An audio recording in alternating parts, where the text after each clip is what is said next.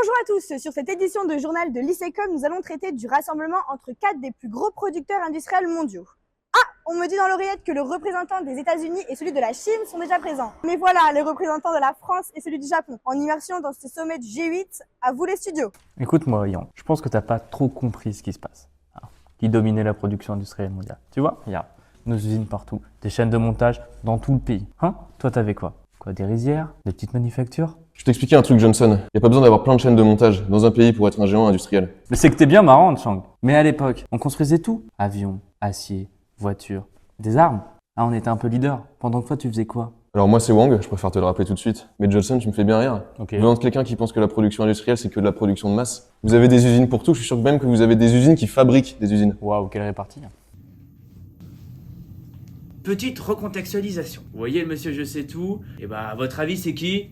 C'est notre américain. Il a un melon surdimensionné, plus gros que son pays, mais c'est quand même la première puissance économique mondiale, mais pas le pays le plus futé, vous voyez ce que je veux dire?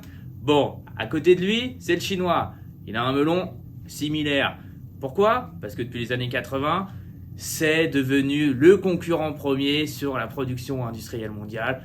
Et puis pour finir, vous voyez celui qui écrit dans son petit calepin, votre avis c'est qui? C'est le Japon, troisième puissance économique mondiale. Puis là, celui qui a une main dans la poche, c'est notre français. Je sais même pas pourquoi il fait ça. Mais nous, au moins, on a évité à tomber dans un fossé de famine industrielle. Tu faisais quoi entre-temps, toi? Tu vas pas me dire, regarde le truc que j'ai pour toi? Une partie de ping-pong? Tu me fais rire, Johnson. Vous faisiez du commerce avec nous, ok? Parce que vous avez besoin de ressources pour vos usines. Alors que nous, on construisait des ponts, des routes, et on essayait de construire tout un pays. Mais mon petit américain, là, ça fait 30 ans que t'es où, là? On te voit plus? T'es 15 points derrière moi? Pardon? T'es 15 points en dessous? Et alors? Dans le Depuis, classement. t'as les dates? T'as On te les voit chiffres? plus? Est-ce que tu peux arrêter de faire le grand un petit peu là? Parce qu'en ce moment, je trouve que ton économie, ça commence à sacrément baisser avec ce que fait ton président. Je t'explique 2 secondes. T'es un peu tio comparé à moi. Hop, hop, hop. Alors, là, je parle pas que au nom de la France, en fait. C'est que maintenant, avec vos bêtises, grâce à vos bêtises, c'est que la France, maintenant, je parle au nom de l'Europe.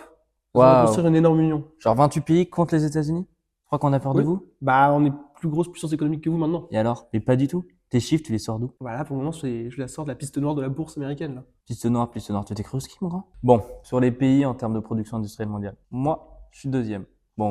T'as Wang, Chang, je sais pas comment il s'appelle. À la limite, ils sont premiers. Mais toi, t'es où?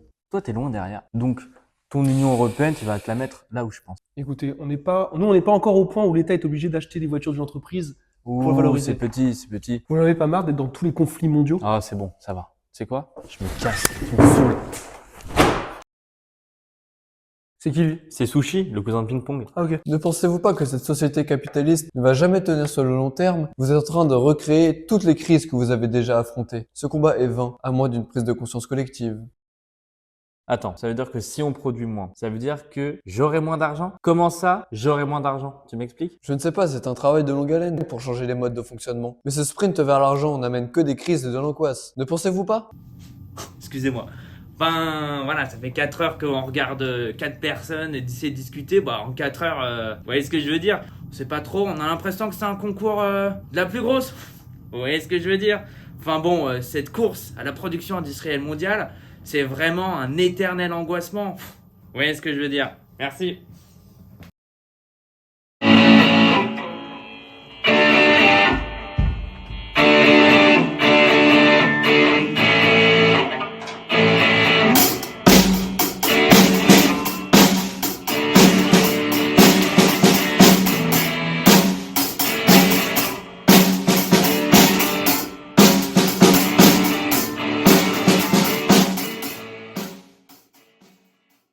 C'est qui, lui? C'est Sushi, le cousin de ping-pong. Ah, ok.